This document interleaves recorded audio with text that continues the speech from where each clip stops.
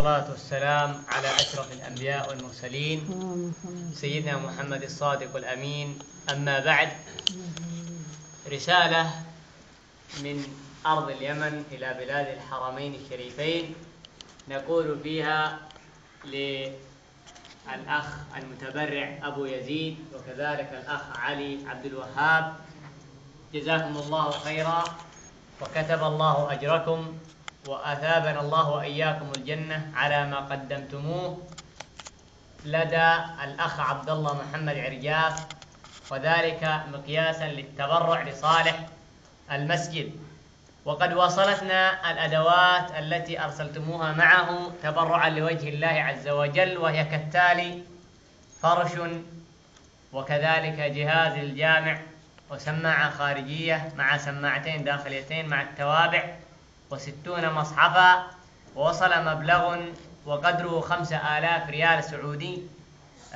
نتمنى من الله عز وجل أن يكتب ذلك في ميزان حسناتكم.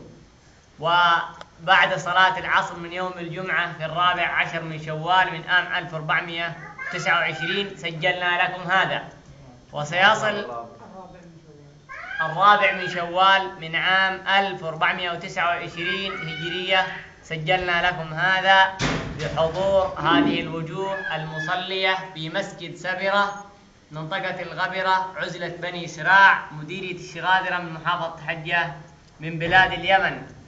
وما كان عند الله فهو لا يضيع، وما كان عند الله فهو يربوه، وما عندكم ينفد وما عند الله باق.